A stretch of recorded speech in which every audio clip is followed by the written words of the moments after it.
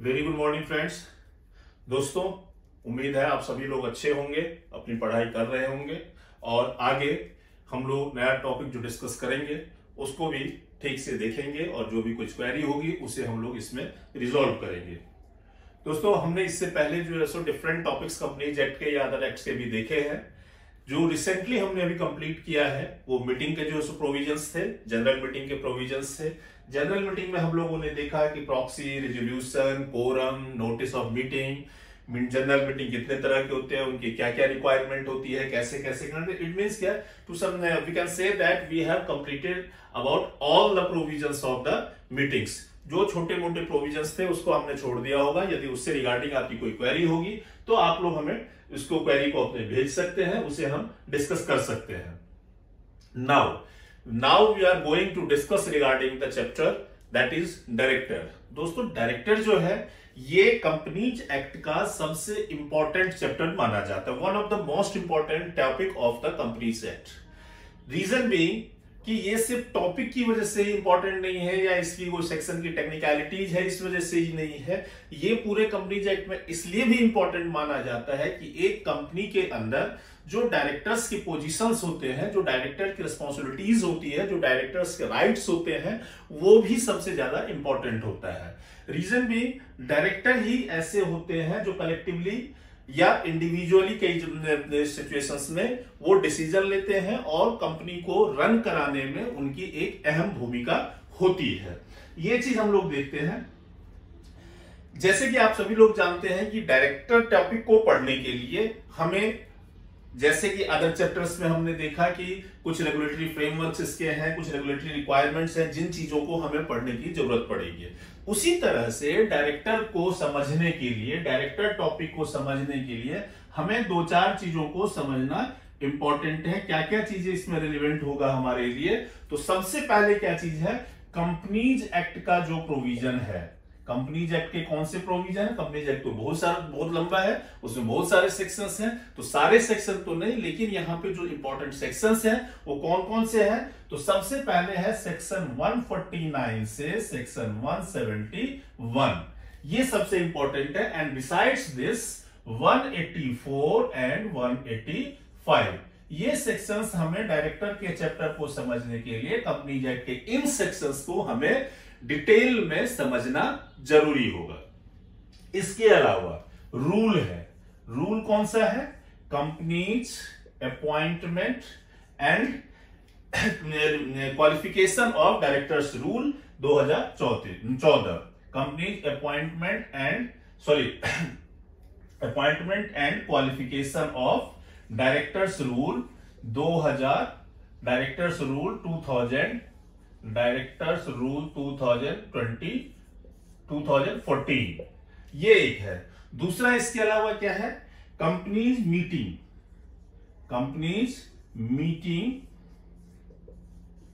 Of board and its powers, जो कि हमने कंपोजिशन वाला जो चैप्टर पढ़ा था उसमें भी जो है so power of the board को भी हमने डिस्कस किया था। उसमें भी हमने meeting of board and its powers rule जो है उसको भी वहां पे हमने देखा था। इनके अलावा schedule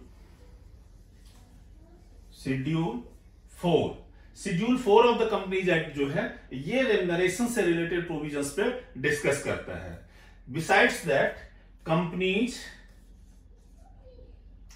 companies creation and maintenance of data bank of independent director, तो ये प्रोविजन जो है, ये रूल जो है, companies maintenance and companies creation and maintenance of data bank of independent director rules 2019, इस रूल को भी हमें जो है यहां पे देखना होगा। और ये रूल बेसिकली इंपॉर्टेंट किस पार्ट के लिए होंगे? ये रूल होगा इंपॉर्टेंट इंडिपेंडेंट डायरेक्टर से समझने के बारे में जब हम लोग डिस्कस करेंगे, जब हम उस प्रोविजन को डिस्कस करेंगे, इंडिपेंडेंट डायरेक्टर के टॉपिक को डिस्कस करेंगे, इन दैट केस हमें इस रूल की जरूरत वहां पे पड़ती है। And last but not least, SEBI LODR regulation 2015। ये आप सबको पता है कि सेबी एलओडीआर रेगुलेशन जो कि पहले लिस्टिंग एग्रीमेंट हुआ करता था, ये किन पे एप्लीकेबल है? ये मेनली लिस्टेड कंपनी पे ही एप्लीकेबल है। तो ये यहां पे जो आपको दे रखे हैं 6 टॉपिक्स इसमें दे रखे हैं। डायरेक्टर चैप्टर के अंदर 6 टॉपिक है। इन 6 टॉपिक को इसमें कुछ सेक्शंस हैं, रूल्स है, रेगुलेशन है, तो ये सारी चीजें जो है एक शेड्यूल है। तो बेसिकली हम यहां पे क्या देख रहे हैं कि 3 तो हमारे पास रूल पढ़ने हैं, एक जो है सो आपको शेड्यूल पढ़ना है और एक रेगुलेशन पढ़ना है। एंड बिसाइड्स दिस लगभग यहां पे 23 सेक्शंस भी पढ़ने हैं। तो ये सारे 23 सेक्शंस हो गए, 3 रूल हो गए, एक शेड्यूल हो गया और एक रेगुलेशन हो गया। जब इन चीजों को हम लोग अच्छी तरह से समझ जाएंगे तो इसका मतलब क्या है कि हमने डायरेक्टर को बहुत ही अच्छे तरीके से समझ लिया। और डायरेक्टर के ये चीजें जब हम समझ लेते हैं तो कंपनीज एक्ट के बहुत सारे टॉपिक्स को हमें समझने में बहुत हेल्प मिलता है, क्योंकि यहां पे जो सेक्शंस दिए हुए हैं ये काफी इंपॉर्टेंट सेक्शंस है और इनका रेलिवेंस जो है बाकी के चैप्टर में भी देखने को मिलता है। तो दोस्तों हमने ये चीज देखा कि हमें पढ़ना क्या क्या है।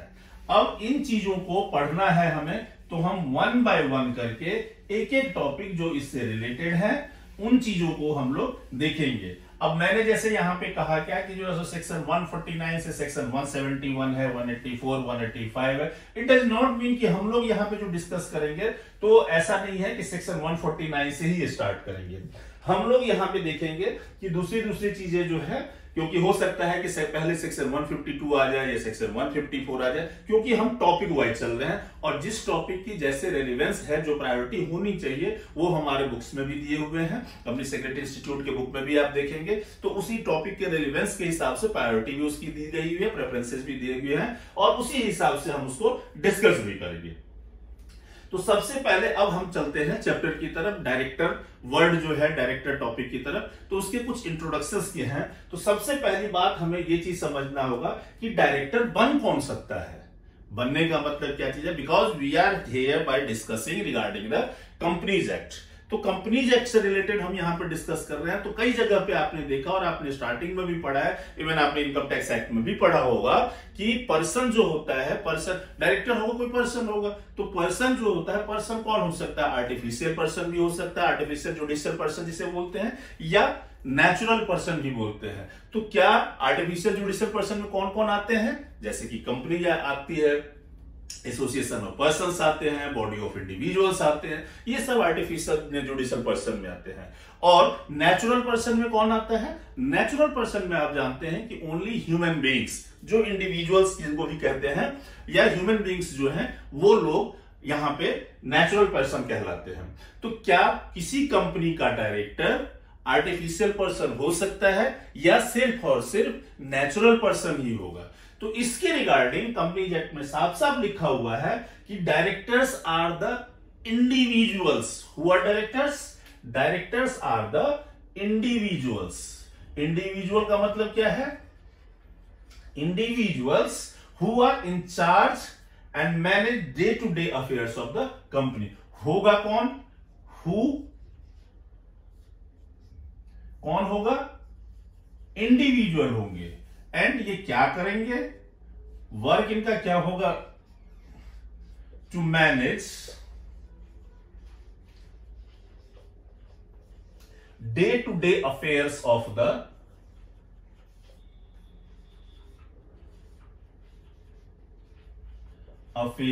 The company. ये जो यहां पे कह रहा है इंडिविजुअल का मतलब आपने समझ लिया। इंडिविजुअल का मतलब क्या होगा? ह्यूमन बीइंग होगा। तो नाउ अगेन क्वेश्चन अराइजेस, क्या सभी ह्यूमन बीइंग हो सकते हैं डायरेक्टर? ह्यूमन बीइंग तो ये हुआ कि कल को जो इन्फेंट पैदा हुआ है, कल को जो नवजात बच्चा पैदा हुआ है, वो भी ह्यूमन बीइंग है। और कल जो है, जो कोई आज जो है 80 साल, 90 साल, 100 साल, 150 साल के लोग हैं, 150 साल के तो बड़ी मुश्किल से मिलेंगे, 80-90 ईयर्स के लोग मिल जाते हैं। तो क्या 80-90 ईयर्स के लोग हैं वो भी होंगे? क्या कोई जो है एब्सेंट माइंडेड पर्सन भी होगा? तो मतलब ये चीज है कि whether all human beings can be may be appointed as director और देयर आर सम रिस्ट्रिक्शंस और प्रोहिबिशंस। तो यहां पे सीधा इसका रिप्लाई क्या चीज है, यहां पे कंपनीज एक्ट में इसको इलेबोरेट नहीं किया गया है बहुत ज्यादा, but we have to understand that when somebody is going to be appointed as a director, he will have to perform some duties, he may be liable for some wrongdoings। तो यहां पे क्या चीज है कि जो ह्यूमन बीइंग होंगे, इसके लिए सबसे पहली चीज आपको क्या ध्यान रखने होगा, the person, the individual who, person word यहां से हटा देंगे, आपको यहां पे रखना है कि क्योंकि पर्सन में तो जो मैंने बताया कि आर्टिफिशियल पर्सन भी होंगे, तो यहां पे आपको क्या करना है, एक चीज याद रखना है कि पहला कंडीशन कि डायरेक्टर कौन होगा, डायरेक्टर सिर्फ और सिर्फ इंसान होंगे, इंसान के अलावा और कोई डायरेक्टर नहीं हो सकता है। कोई जो है सो आप कहें कि कंपनी हो, पर्सन हो, एसोसिएशन ऑफ पर्सन हो, बॉडी हो, तो ऐसा कुछ नहीं, सिर्फ और सिर्फ इंसान होंगे। और इंसान भी सारे इंसान नहीं होंगे, only those human being who are competent to enter into contract. यानी कि क्या हुआ कि डायरेक्टर बनने के लिए सबसे पहले तो ह्यूमन बीइंग होना जरूरी है, और दूसरी बात है वो ह्यूमन बीइंग इस लायक हो, इस कॉम्पिटेंस का हो, जो कि कॉन्ट्रैक्ट में एंटर कर सकता है। क्योंकि जो पर्सन कॉन्ट्रैक्ट में एंटर नहीं कर सकता है, you can not held him liable for any act done by him if it is. आप सपोज करते हैं कि आपको पता है कि इंडियन कॉन्ट्रैक्ट एक्ट 1872 जो है, उसमें यह चीज कहा गया हुआ है कि minor can not enter into, minor के साथ यदि आप कोई कॉन्ट्रैक्ट करते हो, दैट इज वर्ड एब इनिशियो।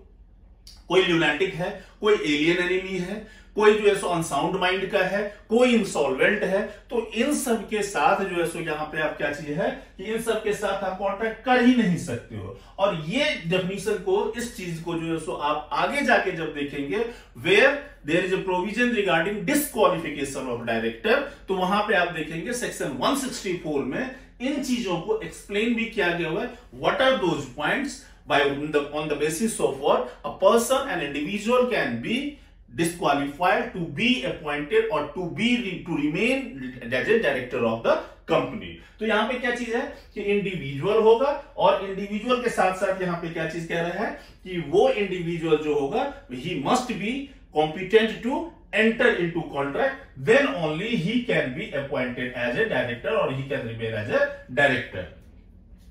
तो ये चीज आप समझ गए।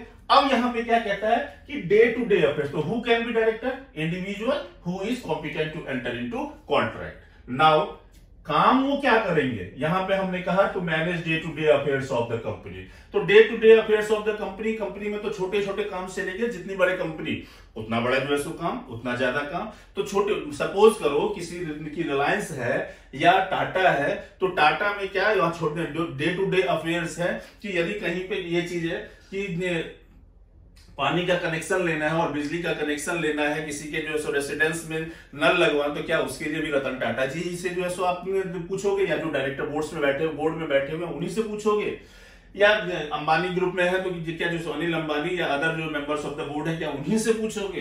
तो नहीं।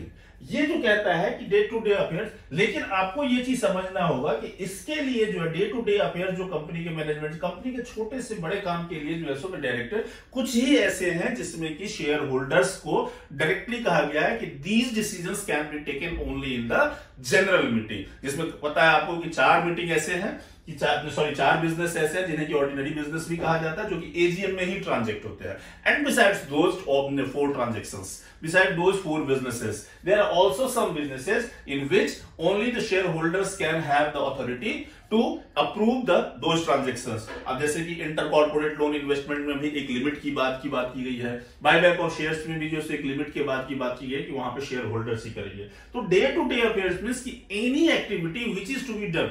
तो नॉर्मली इनमें क्या चीज होता है कि वैसे यदि नहीं कहीं लिखा गया हुआ है, कोई अथॉरिटी किसी को नहीं दी गई है, इन that case the director shall be responsible. Otherwise, but although होता क्या चीज है कि कंपनीज के अंदर जो एम्प्लॉइज होते हैं, कि फाइनेंस डिपार्टमेंट में बहुत सारे जो है एम्प्लॉइज होते हैं, या सेक्रेटेरियल डिपार्टमेंट है, या एचआर डिपार्टमेंट है, या वट एवर डिफरेंट डिपार्टमेंट जो कंपनी की रिक्वायरमेंट के हिसाब से बनाई जाती है, तो उसमें हायरार्की बनी होती है, और हायरार्की के हिसाब से काम की रिस्पॉन्सिबिलिटी और अथॉरिटी डिफरेंट लेवल के एम्प्लॉइज ऑफिसर्स को इम्पार्ट कर दिया जाता, असाइन कर दिया जाता है। तो लेकिन यदि ऐसा कहीं कुछ नहीं है, then director shall be responsible and he will have to manage. लेकिन इसके बावजूद यदि इस तरह की चीजें हैं, इसमें यदि कोई गलती होती है तो ठीक है, नीचे जो भी काम है वो तो ठीक है, लेकिन कुछ जो आपके हायरार्की जो भी और बने हुए हैं उसमें जो है सो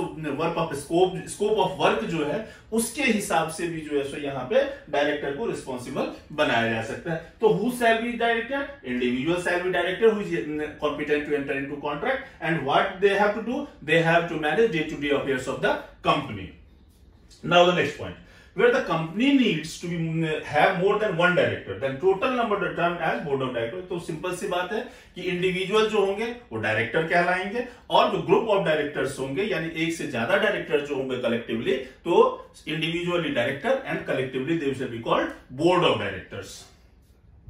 Company needs to take decision, it will take the decision through the board of the directors only as it cannot act on its own। तो नॉर्मली क्या है, डेटा अफेयर्स जो है मैनेज किसको करना है? तो बोर्ड को ही करना है। तो बोर्ड को करना है तो जो भी डिसीजन होंगे बोर्ड के द्वारा ही होगा। The board of directors are required to meet occasionally. Normally इसके लिए आप देखोगे कि कंपनीज एक्ट में जो है जो आपने मीटिंग चैप्टर पढ़ा था, बोर्ड मीटिंग का चैप्टर पढ़ा था, तो उसमें लिखा भी हुआ था कि भैया कम से कम इस इंटरवल पर, दैट इज 120 डेज कि मैक्सिमम गैप दो बोर्ड मीटिंग का जो होगा आपका, इस गैप पे वो 120 डेज होगा। इस 120 डेज के अंदर में आपको मीटिंग करनी है और ताकि उसमें कंपनी के जो भी अफेयर्स है उसको डिस्कस करना है, कोई डिसीजन करनी है, लेना है तो डिसीजन लोगे आप, कोई पॉलिसी जो है सो वहां के आपको जो है सो अप्रूव कराना है तो वो सारी चीजें आप उसमें कराओगे। But there is no restriction कि आप इतने से ज्यादा, यानी कि 120 दिन हुए तो यूजुअली क्या चीज हो गया कि आपको 4 मीटिंग करने, but it does not means कि जो है सो आपको 4 ही मीटिंग करा सकते हो। भैया आपको 4 मीटिंग ही नहीं, आप जो है सो चाहो तो 40 मीटिंग करवा लो यदि आपकी रिक्वायरमेंट है तो। मैक्सिमम के लिए कोई जो है सो यहाँ पे कंपल्सन नहीं है, लेकिन मिनिमम के लिए कहा गया कि कम से कम 120 डेज के गैप पे, वो भी गैप जो है सो मैक्सिमम गैप है, यानी कि आप जो है सो पहली मीटिंग यदि आपने जनवरी में किया है तो दूसरी मीटिंग फरवरी में भी करवा सकते हो, जनवरी में भी करवा सकते हो। लेकिन तो पहले क्या था, आपने 1956 के एक्ट में देखा होगा कि क्वार्टरली मीटिंग होती थी, 3 महीने का गैप था, लेकिन अब यहाँ पे 120 डेज का कहा गया हुआ है और 120 डेज के अंदर में मीटिंग होनी चाहिए।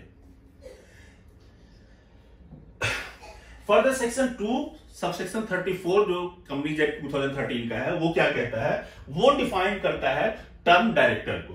तो क्या कहता है, director means a director appointed to the board of the company, यानी कि जो बोर्ड में अपॉइंट है एज ए डायरेक्टर उन्हें डायरेक्टर कहा गया है। सिंपल सा ये चीज है। बोर्ड ऑफ डायरेक्टर क्या कहा गया है, in relation to a company means the collective body of directors of the company. तो ये हमने पहले भी डिस्कस किया है, इसको सेक्शन में वही चीज लिखी गई है। Section 149 of the Companies act जो है, board of directors of every company shall consist of individuals only, जो हमने पहले भी बात की। सेक्शन 166 जो है सबसेक्शन 6 कंपनीज एक्ट 2013 का, that prohibits assignment of office और of the director to any other person. आप ये चीज जो है ना सिर्फ सेक्शन 166 क्लॉज सबसेक्शन 6 पे ही के कंपनीज एक्ट के इसी सेक्शन पे ही ना जाए। ट्रांसफर ऑफ प्रॉपर्टी एक्ट जो है, ट्रांसफर ऑफ प्रॉपर्टी एक्ट के सेक्शन 6 में ये चीज लिखा हुआ है कि आप जो है किसी चीज को ट्रांसफर कर सकते हो, लेकिन उसके जो है वहां पे कुछ एक्सेप्शंस हैं। एक्सेप्शंस क्या चीज है, जिसमें कि बहुत सारे हैं, जैसे कि उसमें दिया हुआ है कि space succession, right of easement, right of employment. तो ये सारी चीजें जो है सो वहां पे चीज कहा गया है कि फ्यूचर मेंटेनेंस का राइट हो गया।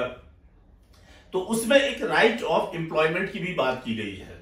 तो यदि यहाँ पे डायरेक्टर यहाँ पे हम लोग डिस्कस नहीं कर रहे हैं कि एग्जीक्यूटिव डायरेक्टर या non executive director, full time director या पार्ट टाइम डायरेक्टर, इसकी बात हम नहीं कर रहे हैं। लेकिन यहाँ पे क्या चीज है कि डायरेक्टर यदि जो होंगे, डायरेक्टर की बात यदि करें तो डायरेक्टर यहाँ पे सिंपली क्या चीज है कि चाहे वो पार्ट टाइम डायरेक्टर है, फुल टाइम डायरेक्टर है, आप टाइप्स ऑफ डायरेक्टर आगे देखोगे तो बड़े सारे तरीके के डायरेक्टर आएंगे, alternate director, additional director, professional director, women director, ये डायरेक्टर, वो डायरेक्टर, बहुत सारे डायरेक्टर आपको आएंगे, इंडिपेंडेंट डायरेक्टर। तो यहाँ पे क्या चीज कह रहा है कि जो डायरेक्टर की बात कर रहे हैं, तो जैसे ट्रांसफर ऑफ प्रॉपर्टी एक्ट में मैं बात कर रहा था कि राइट ऑफ ये एम्प्लॉयमेंट यदि पार्ट टाइम डायरेक्टर तो नहीं है, लेकिन उन्हीं से रेफर करते हुए यहां पे कंपनीज एक्ट में भी कहा गया हुआ है कि भैया जो ऑफिस होगा डायरेक्टर का, जो अथॉरिटीज होगी, वो आप किसी को असाइन नहीं कर सकते हो। इस चीज के लिए रेस्ट्रिक्शन या लिमिटेशन ही नहीं है, प्रोहिबिशन है कि आप ऑफिस ऑफ डायरेक्टर किसी को असाइन नहीं कर सकते हो, क्योंकि इस तरह का असाइनमेंट कुछ भी होगा तो वो वॉइड माना जाएगा।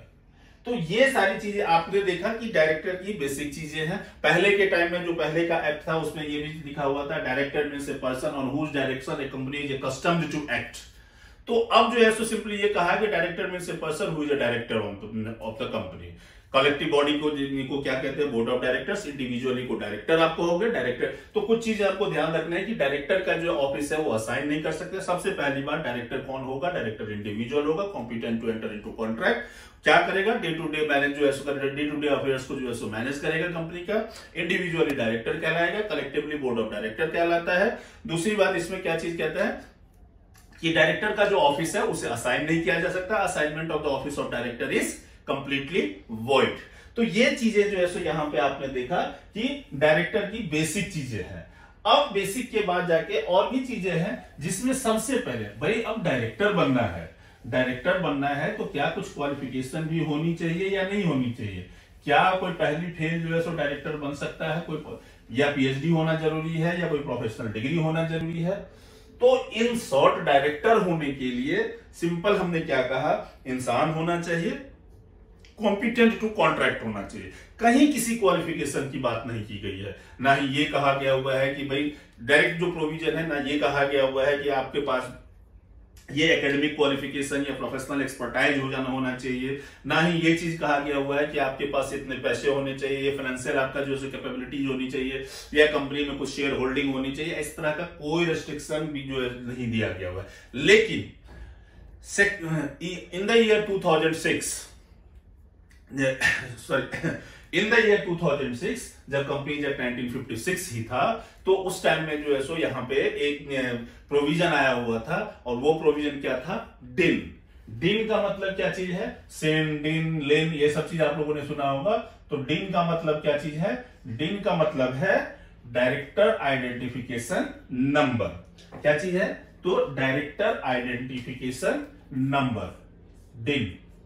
ये डिन जो है, इस डिन के लिए क्या चीज कहते हैं, ये डिन देता कौन है, ये डिन मिलता कैसे है, ये डिन किसको चाहिए, ये डिन कितने चाहिए, ये इस डिन की वैलिडिटी क्या होती है, ये सारे क्वेश्चन आपके दिमाग में आते होंगे। तो डिन का मतलब तो समझ गए कि director identification number. Director identification number कैसे, जैसे कि आप लोग देखते हो कि हर एक इंडिविजुअल का, जैसे जो इंडिया में है, उसका आधार कार्ड आज के डेट में बनता है। तो एक उसका जो है सो 14 डिजिट का या 16 डिजिट का उसका जो है सो अपना नंबर रहता है, या 12 डिजिट का उसका जो है सो एक नंबर रहता है, जो उसका एक अपना कार्ड मारता है। या पैन नंबर आज से नहीं, जमाने से चलता है, परमानेंट अकाउंट नंबर होता है, हर इंडिविजुअल का अलग अलग होता है। तो जिस तरह से ये आधार कार्ड और पैन वगैरह जो होते हैं, वो एक बार आपने इशू करवा लिया, वो आपकी होल लाइफ चलेगा।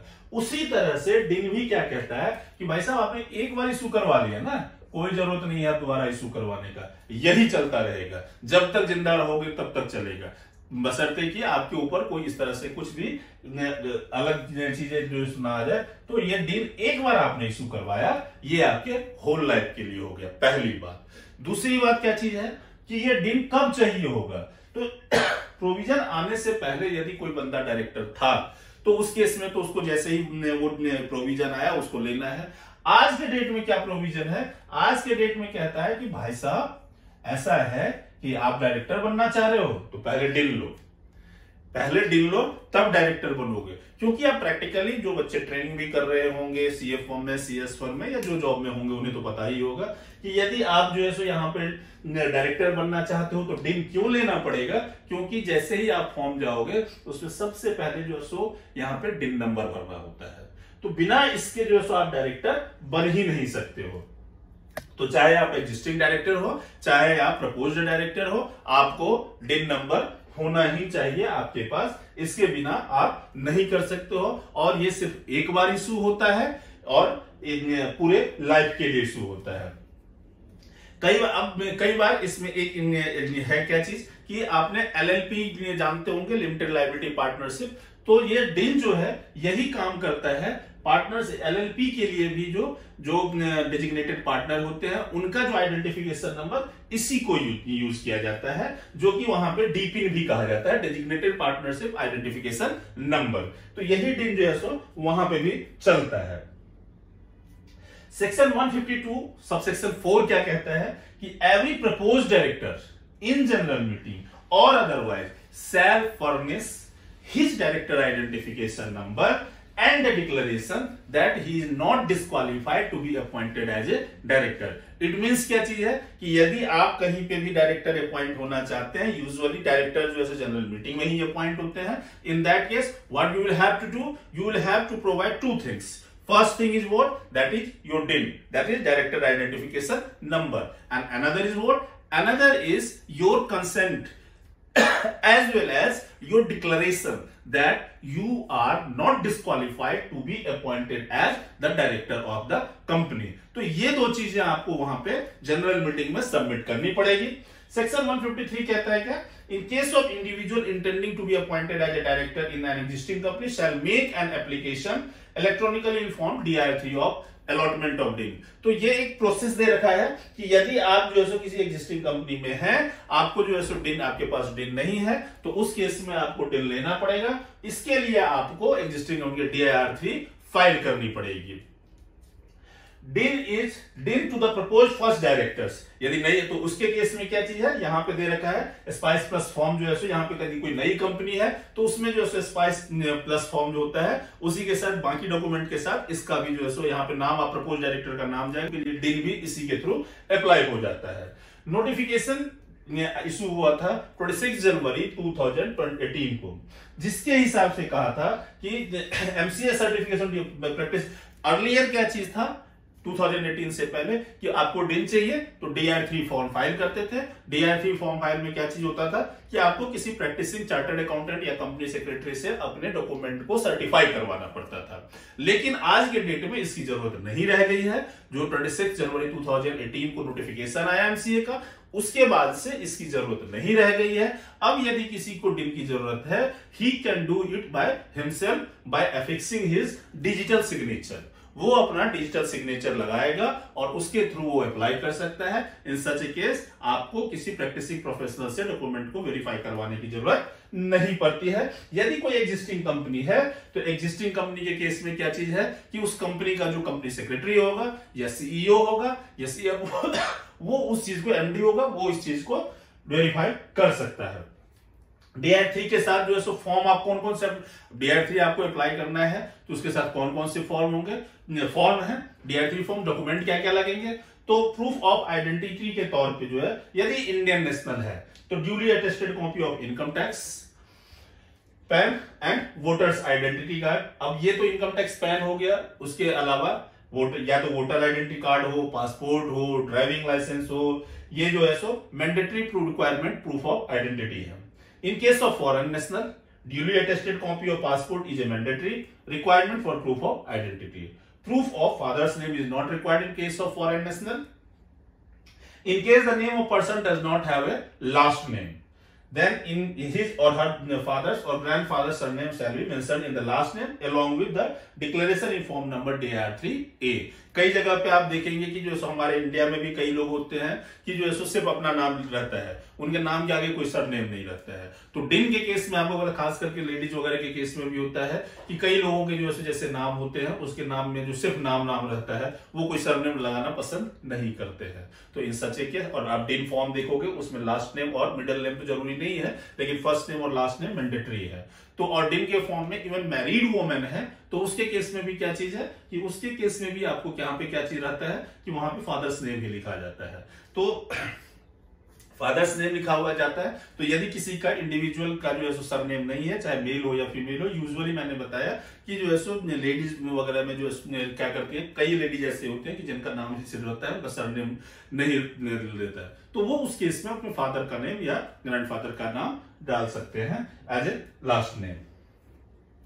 Proof of residence of applicant, इसमें क्या क्या लगेगा आपका, duly attested address proofs, any one of the below, latest not more than 2 months bank statement, electricity bill, telephone bill, mobile bill, इसमें से कुछ भी आप अपना लगा सकते हो।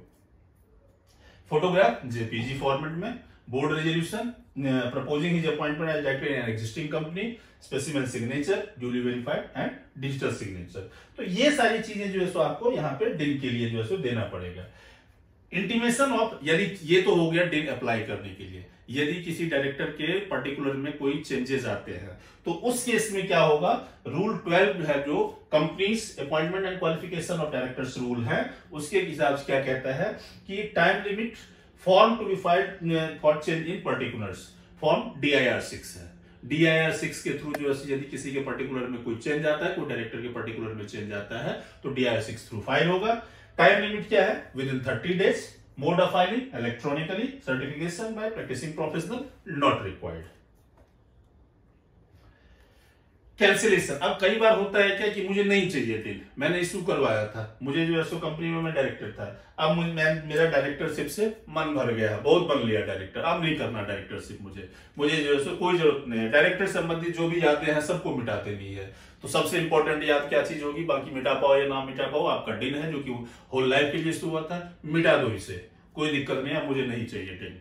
तो इसके केस में क्या चीज है, तो यहाँ पे यदि आपने यहाँ पे कैंसिल करवाना है, सरेंडर करना है या डीएक्टिवेट करवाना है डिन को, तो उस केस में यहाँ पे क्या कहता है कि DIN is found to be duplicate in respect of the same person. कई बार होता है कि गलती से 2 डिन इशू हो गए, तो 2 डिन तो रखना बिल्कुल गुनाह है, बहुत बड़ा जुर्म हो जाएगा, ये काबिले माफी नहीं माना जाता है। तो इस केस में आपको क्या करना है, आपको अपना एक डिन तो एटलीस्ट सरेंडर करना ही होगा। The DIN was obtain in wrongful manner और बाय फ्रॉडुलेंट मींस, और या डेथ हो गया कंसर्न इंडिविजुअल का, declaration of as a lunatic और of unsound mind by a competent court, has been if the concern individual has been educated and insolvent. तो यहां पे क्या चीज है कि an optionally given to the concern, यदि आप खुद नहीं करवाना चाहते लेकिन किसी ने जो अप्लाई किया तो आपको एक अपॉर्चुनिटी दी जाएगी कि हाँ जी आप अपना डिन रखना चाहें या इसको सरेंडर करना चाहते हैं, क्या करना चाहते हैं, तो वो आपसे पूछा जाएगा, अपॉर्चुनिटी ऑफ बीइंग हर्ड दिया जाता है। एंड देन एप्लीकेशन आपको कहां पे देना है सरेंडर करने के लिए, DIR 5 में।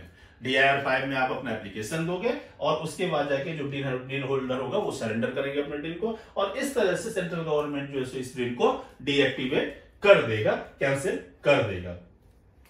इसके अलावा आज के डेट में ये तो हो गया शुरुआत में कि डिन पहले आप DIR 3 के थ्रू फाइल करोगे, फिर उसके बाद जाके आप क्या करोगे, तो जो है सो आपको यदि कुछ चेंजेस वगैरह कराने हैं तो वो करोगे। नॉर्मली क्या होता है कंसेंट में जो रहता है DIR 2 में भी जाता है, तो ये सारी चीजें होती है। इसके अलावा अब एनुअली क्या चीज होता है, आज के डेट में जो प्रैक्टिस चल रहा है वैसे DIR 3 और DIR 3 KYC वेब का है, DIR 3 KYC वेब करके है। तो यहाँ पे क्या चीज है, हर साल आपको वेब के थ्रू ही जाना चाहिए और आप अपना जो है सो जो भी डिटेल है उस डिटेल को वेरीफाई किया जाएगा। यदि आप ऐसा नहीं करोगे तो आपका डिन क्या हो जाएगा, डीएक्टिवेट हो जाएगा और वो किसी काम का नहीं रह जाएगा। इसीलिए हर साल फाइनेंशियल ईयर के क्लोजर पे या 30 सितंबर तक आपको अपना डिन जो है वो KYC करवाना है। और इसमें कुछ नहीं होता है, आप जाओगे MCA के वेबसाइट पे, वहां पे जो है सो डिन के लिए जो है सो जो ऑप्शन दे रखे हैं उसमें आप अपना डिन नंबर डालोगे, आपके जो है सारे डिटेल आ जाएंगे, उसे जो है सो आप वेरीफाई करोगे, OTP आएगा आपके ईमेल आईडी पे, आपके मोबाइल पे OTP आएगा, उसके थ्रू आप वेरिफिकेशन होगा एंड दैट्स इट। यदि 30 सितंबर तक कर दिया तो आपको पैसे नहीं लगेंगे। यदि 30 सितंबर के बाद करते हो तो उस केस में आपको 5,000 रुपए का फीस यहां पे पेमेंट करना पड़ जाएगा।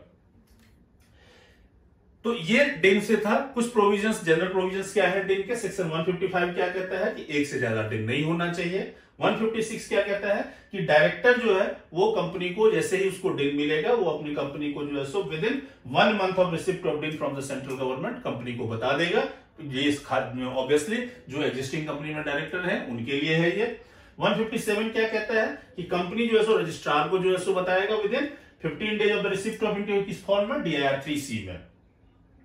इन case failure of company to furnish the director, तो इस केस में सिंपल सी बात है कि कंपनी या ऑफिसर को जो है सो यहाँ पे पेनल्टी लगती है। लायबिलिटी ऑफ सच कंपनी यहाँ पे क्या है 25,000 रुपीज 1 टाइम, और in case of failure maximum 1 lakh तक, और पर डे का जो है इसमें फाइन लगेगा 100 रुपीज का, मैक्सिमम 1 लाख का, और ऑफिसर के केस में 25,000 का, minimum 25,000 rupees in case of continuous failure, further penalty of 100 rupees.